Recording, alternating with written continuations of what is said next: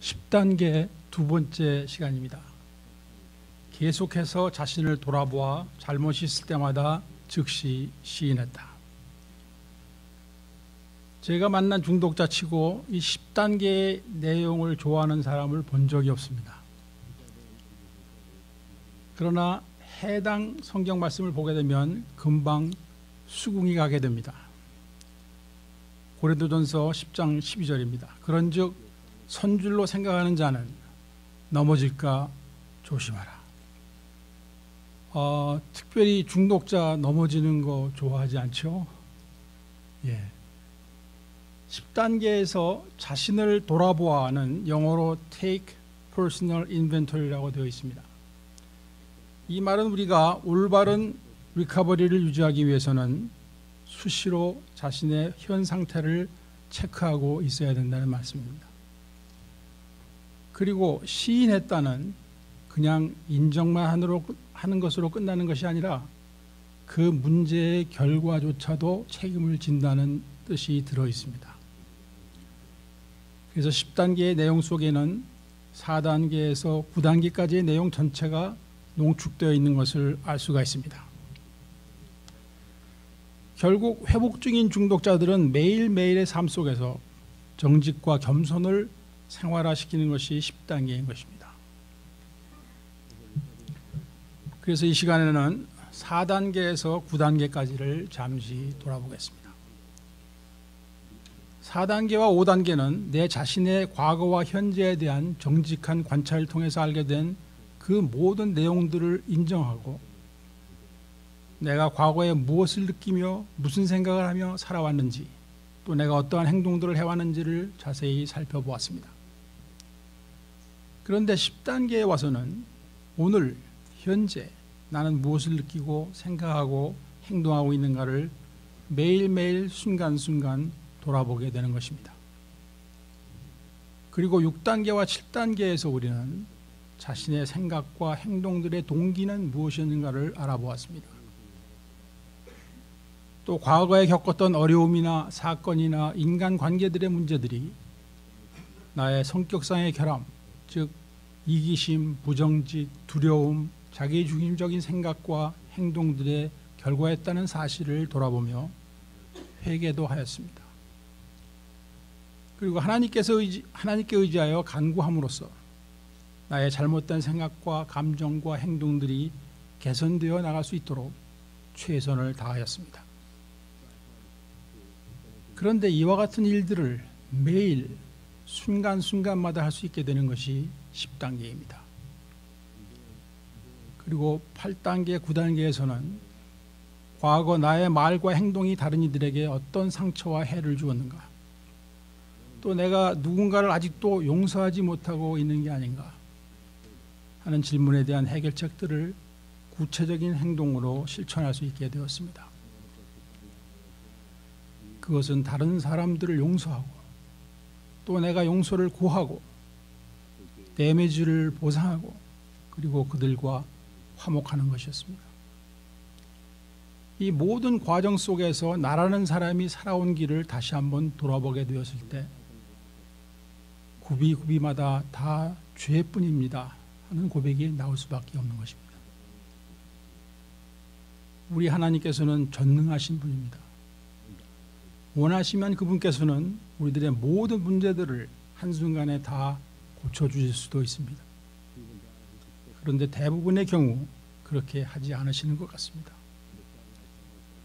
그 대신에 하나님께서는 우리들에게 구원의 길, 치유의 길, 성숙의 길을 보여주시고 우리가 그 길을 매일매일 걸어가기를 원하고 계십니다. 이것이 우리들을 향하신 하나님의 처방입니다. 그러므로 우리가 이제부터 해야 하는 일은 마음의 문을 열고 영의 눈을 뜨게 됨으로 인해 실제로 그 길을 갈 수 있는 사람이 되는 것입니다.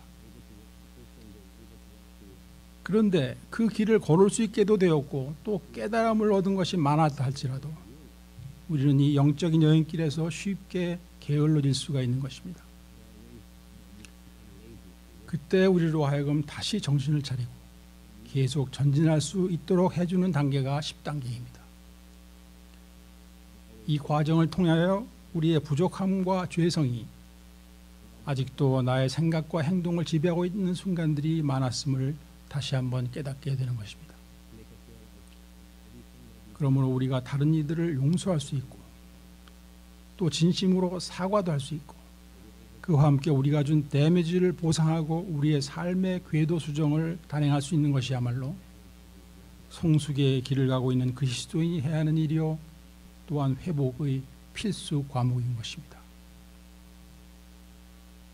이와 같은 일들이 진행되고 있을 때 우리 주님께서는 우리들의 부족함을 탓하시기보다는 우리의 겸손한 자세로 인하여 기뻐하시리라 믿습니다.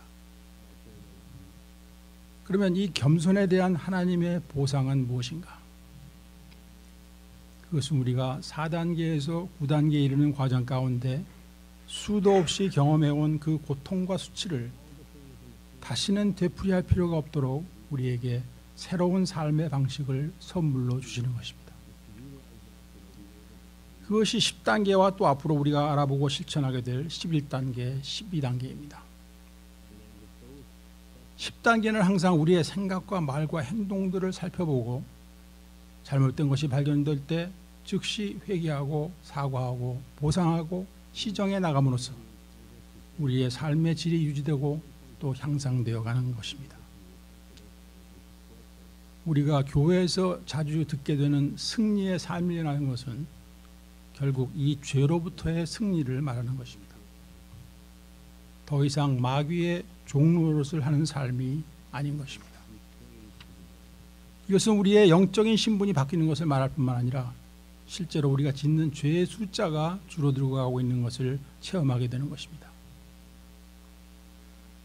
이와 같은 일을 우리가 매일매일 경험하고자 하는 것이 10단계입니다. 계속해서라는 말의 의미는 최소한 매일이고 하루 가운데서도 여러 번 필요에 따라 행할 수 있는 것입니다. 그런데 왜 우리는 이와 같은 일들을 매일 해나가야 하는 것일까요? 우리 선배 중독자들이 남겨놓은 AA 빅북 85페이지에 있는 내용을 소개해드리겠습니다. 우리는 이 영적 프로그램의 실천을 그만두고 작은 성공에 만족하기 쉽다. 이렇게 되면 우리는 또다시 어려움에 처하기 쉽다. 알코올은 교활한 적이기 때문이다. 우리는 알코올 중독에서 완치된 것이 아니라 사실은 이 영적 상태를 지키는 조건 하에 하루씩 집행유예의 상태인 것이다. 우리는 나날의 모든 행동에 있어서 하나님의 뜻을 따르겠다는 정신으로 생활해야 한다. 하나님의 뜻을 어떻게 따르면 좋으리까? 제 뜻이 아니라 하나님의 뜻대로 이루어지이다. 이것은 우리들의 마음속에 끊임없이 지니고 있어야 할 생각들입니다. 이 영적 방침에 따라 우리는 자신의 의지력을 원하는 대로 쓸 수 있는 것입니다. 의지란 이렇게 쓰는 것이 원칙이다. 지난 20여 년 동안 이와 비슷한 이야기를 수도 없이 해왔습니다. 근데 믿어주는 사람이 별로 없는 거예요. 수많은 사람들이 지금 이 시간에도 헤매고 있다는 것입니다. 여러분, 사형 선고를 받고 데스로우에서 살고 있는 사형수가 오전 중에 오늘이 집행날이라는 통보를 받지 않게 되면 그날 하루의 생명이 연장되는 것이라고 합니다. 그럼에도 불구하고 그는 아직도 사형수인 것과 마찬가지로 우리들의 회복 또한 하루하루의 과정으로 여겨져야 합니다. 우리가 회복의 길을 가고는 있지만 중독이 완전히 없어진 것이 아니라 좋은 영적인 상태를 유지하고 있는 조건 하에서 하루하루씩 집행이 연기되고 있다는 이야기입니다. 그런데 저는 이것이 축복이라는 말씀을 해왔습니다. 왜 그럴까요? 그것은 우리가 하루하루를 하나님의 말씀대로 살고자 하는 기본 방침을 게을리하게 되면 얼마 되지 않아 우리는 일반 사람들과는 도저히 비교할 수가 없는 크나큰 대가를 치르게 되기 때문입니다. 이것이 깨달아지는 분들은 자연히 하루하루를 하나님의 말씀대로 살고자 몸부림칠 수밖에 없게 되고 결과적으로 그것이 우리에게는 엄청난 유익이 된다는 말씀입니다. 그 유익이란 이 세상을 사는 동안에는 평강이요, 이 세상을 떠나면 받게 될 하나님의 상급입니다. 누가복음 9장 23절 말씀을 보면 회복의 삶과 그리스도인의 삶에는 공통점이 있다는 것을 알 수 있습니다. 또 무리에게 이르시되 아무든지 나를 따라오려거든 자기를 부인하고 날마다 제 십자가를 지고 나를 쫓을 것이니라. 이 말씀은 우리가 하나님의 뜻을 이루어 나가기 위해서는 어려움도 감수할 각오가 되어 있어야 한다는 것입니다. 그리고 그리스도인이 가야 하는 길은 이미 정해져 있는 것입니다. 예수님께서 이 세상에 오셨을 때에도 그분이 앞으로 가셔야 할 길은 성부 하나님의 뜻대로 이미 결정되어 있었습니다. 그 길은 예수님께서 십자가를 지시고 우리들의 구원을 위하여 돌아가시는 것이었습니다. 예수님께서 그 길을 가시기 전 겟세마네 동산에서 땀방울이 핏방울이 되도록 기도하셨습니다. 내 아버지여, 만일 할만하시거든 이 잔을 내게서 지나가게 하옵소서. 그러나 예수님의 기도는 거기서 멈추지 아니하였습니다. 그러나 나의 원대로 마옵시고 아버지의 원대로 하옵소서. 이렇게 하심으로 하나님 아버지의 뜻에 순종하셨습니다. 크리스찬의 삶은 한마디로 예수님을 따라가는 삶입니다. 그리고 그 길은 크리스찬 누구에게나 열려 있습니다. 그러나 그 길은 우리들이 선택하여야만 가능해집니다. 하나님께서 부르신다 해도 내가 버텨버리면 그만인 것입니다. 그래서 다리를 부러뜨려서라도 우리를 부르실 때가 있습니다. 그럼에도 불구하고 그 부르심에 대한 응답은 우리의 몫입니다. 얼마 전에 마집사님 간증 들으셨죠? 어디 계신가? 제가 예전에 그분을 전도하는데 제 말을 너무나도 안 들어요. 그분 웃음소리가 지금도 귀에 쟁쟁합니다. 교회요? 나가야죠. 그리고는 안 나오시는 거예요. 한두 번이 아니라 계속 그랬어요. 그래서 제가 다리 몽둥이를 부러뜨려서라도 주님 좀 믿게 해 주십시오라고 기도했는데 정말 큰 교통사고 나서 진짜 시다사이나에서 대수술 받으시고 회복 한참 하시고 그리고 감옥 갔죠.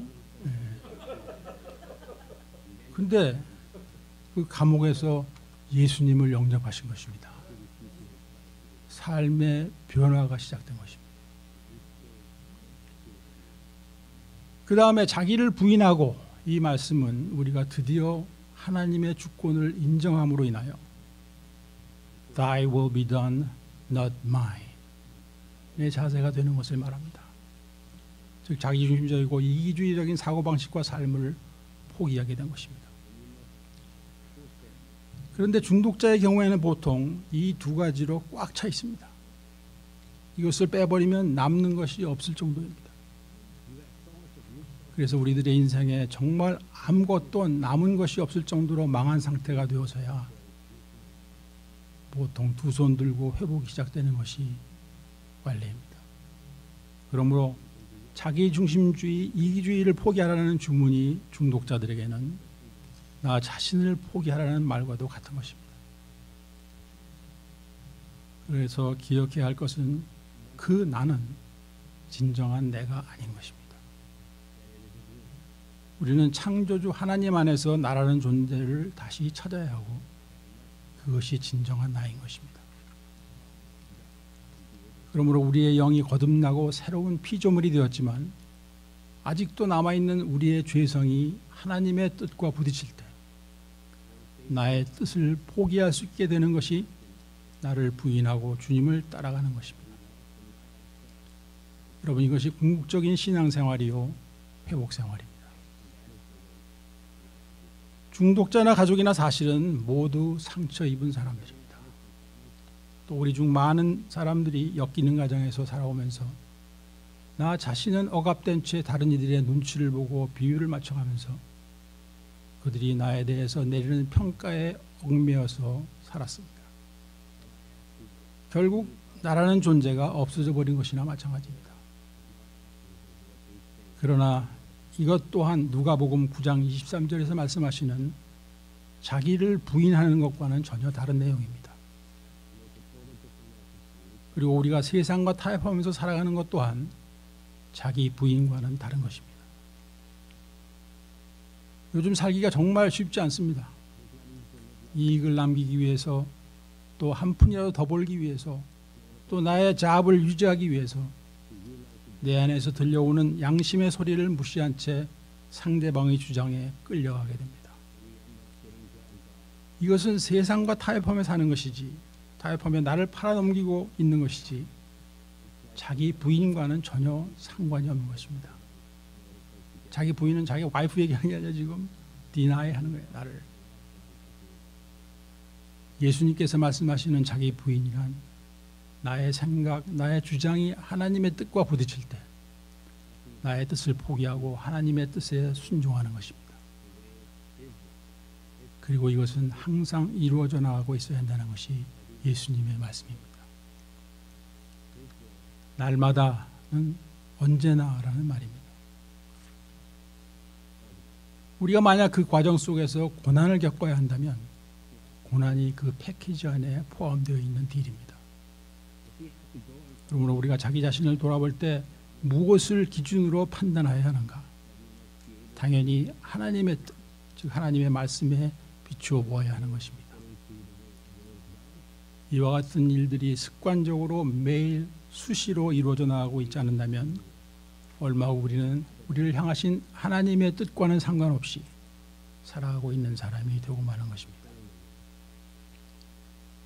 비록 나의 삶 속에 엮이는 가정도 없었고 중독도 없었고 지금까지 나 자신의 신념 하나로 당당하게 살아온 사람이라 할지라도 예수님을 만나게 되는 순간 나의 모든 가치관이 무너지게 되어 있습니다. 그리고 그때부터 하나님의 새로운 가치관이 내 안에 형성되어 가기 시작하는 것입니다. 그 과정 가운데 나의 가치관이 하나님의 가치관과 부딪힐 때마다 나의 뜻을 포기하게 되는 것이 자기를 부인하는 것입니다.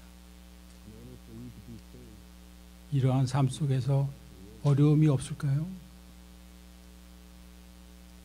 그런데 여러분, 그리스도인의 삶이 잘 먹고 잘 사는 것이 목표일까요?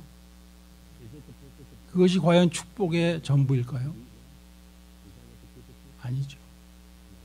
하나님을 따르다가 고난을 받게 되는 사람이 사실은 더 큰 축복을 받은 사람이라고 저는 믿습니다.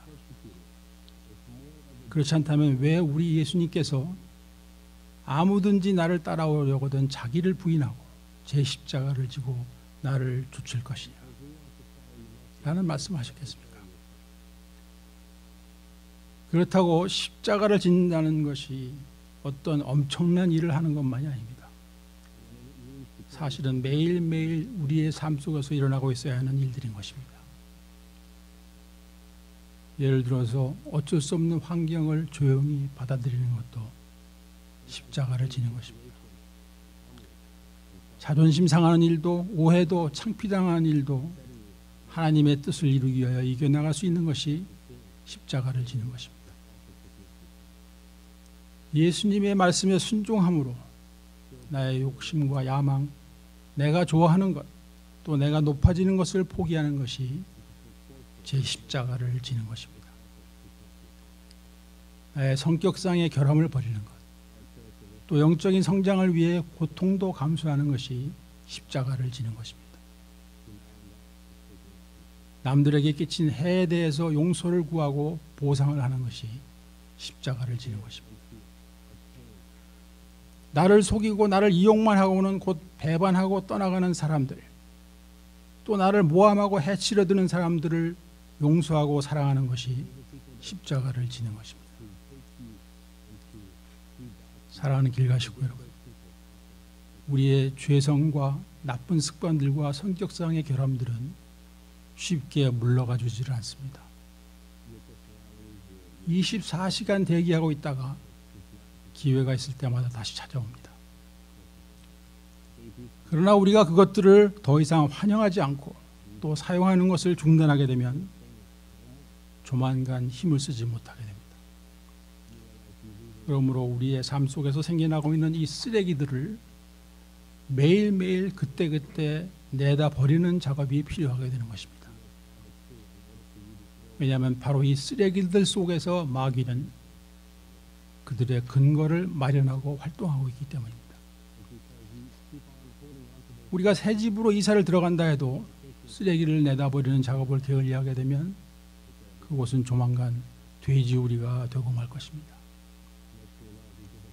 우리의 인생을 아름답게 갖고 가려면 끊임없이 돋아나는 이 잡초들을 즉시 제거하는 일을 해야 하는 것입니다. 이 말씀은 우리들의 삶 가운데서 발생하고 있는 모든 문제들을 영적인 원칙에 의해 해결해 나가면서 하루하루씩 살아가는 것을 의미합니다. 그러므로 옳은 일을 하다가 종종 고난을 받게 되기도 하지만 종국에는 그것이 축복으로 변하게 되는 것을 보게 되는 저와 여러분이 되시기를 바랍니다. 10단계를 하게 된 사람들은 그들의 영성이 회복의 수준이 이러한 내용들을 다룰 만한 위치에 도달해 있다는 것을 말해주고 있는 것입니다. 미가서 6장 8절 말씀 보시겠습니다.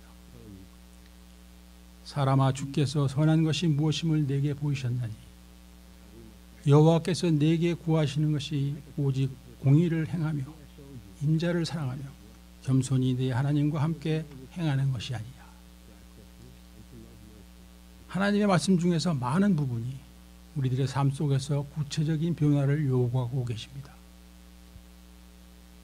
하나님께서는 우리들의 직분이나 섬기고 있는 교회의 건물 크기에 감동받으시기보다는 우리들의 내면에서, 우리들의 삶 가운데서 하나님의 나라가 이루어져가는 것을 기뻐하신다고 믿습니다.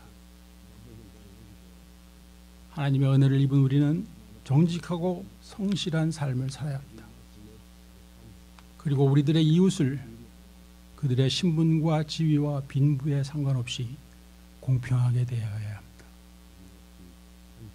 우리가 힘이 센 사람에게는 아부하고 힘없는 사람을 천대하는 것은 중독자 시절에 하던 일입니다. 우리가 이제는 약한 자의 편에 서서 사랑과 자비를 베풀기를 하나님께서 원하고 계십니다. 인자를 사랑하며 란 무슨 뜻입니까? 이 인자란 mercy, 즉 인자함과 긍휼을 말하는 것입니다. 그래서 인자는 첫째로 남을 용서하되 재빨리 용서하는 것입니다. 우리가 과거에 뭐에 재빨랐죠? 남을 용서할 때 재빨리 하시라는 거예요. 나를 섭섭하게 한 사람, 화나게 한 사람, 나에게 해를 끼친 사람들을 몇 시간씩, 며칠씩, 몇 년씩 때로는 평생도록 가슴에 품고 있지 말고 재빨리 용서하라는 것입니다. 두 번째는 도움이 필요한 사람들을 긍휼히 여기고 도와주라는 것입니다. 내가 정말 불쌍했던 존재였던 시절에 하나님의 도우심과 또 다른 사람들의 서포트를 받았다면 이제는 그와 같은 도움이 필요한 이웃을 돌아볼 수 있어야 합니다. 여러분, 세상에 나가면 떵떵거리면서 잘 사는 사람들이 눈에 자주 들어옵니까? 만약 내가 다른 사람들로부터 도움을 받았던 그 장본인이라면, 또 하나님의 은혜로 삶이 바뀐 사람이라면 지금 잘 나가고 있는 사람들보다는 불쌍한 사람들이 자꾸 나의 눈에 들어와야 합니다. 주님께서 나를 도우셨으니 이제는 내가 그들을 도울 수 있게 되는 것이 그분의 뜻입니다. 우리들의 삶 속에서 하나님의 권위를 인정한다는 것은 그분의 말씀이 우리들의 삶 속에서 주인이 된다는 뜻입니다. 모든 것의 앞자리에 하나님께서 계시고 우리는 그분의 가르침과 인도하심을 따라 살아가는 것입니다. 마지막 구절이 제일 중요한 부분이라고 생각합니다. 겸손히 내 하나님과 함께 행하는 것이 아니냐. 겸손하게 하나님과 동행하는 삶을 말씀하고 계십니다. 이 부분은 11단계, 즉 기도와 묵상을 통하여 하나님과의 더 가까운 교제가 이루어짐으로써 우리를 향하신 하나님의 뜻만 알도록 해주시며 그것을 이행할 수 있는 힘을 주시도록 간구했다. 이에 해당하는 말씀이에요. 몇 주 후에 이에 관한 강의가 있겠습니다. 사랑하는 길가 식구 여러분, 지금 이 시간에도 수많은 중독자들이 죽음을 향한 행진을 계속하고 있습니다. 그 이유는 중독과 회복에 대해 무지하기 때문입니다. 오해하고 있기 때문입니다. 속고 있기 때문입니다. 그러나 하나님께서는 이미 회복의 길을 열어놓으셨습니다. 회복은 나의 현실을 정직하게 인정하는 것으로부터 시작됩니다. 그리고 그 다음은 쓸데없는 내 주장을 버리는 것이 뒤따르게 됩니다. 즉 하나님께서 일하실 수 있도록 내가 겸손해지는 것입니다. 그래야 이 아주 간단한 영적 원칙들을 지켜나가는 것입니다. 그로 인해서 여러분 한 분 한 분이 이 축복의 삶을 누리시게 되실 뿐만 아니라 망하고 죽어가는 중독자와 그 가족들을 구해내는 일에 동참하여 주시기를 간절히 소원합니다. 오늘 강의 여기서 마치도록 하겠습니다. 감사합니다.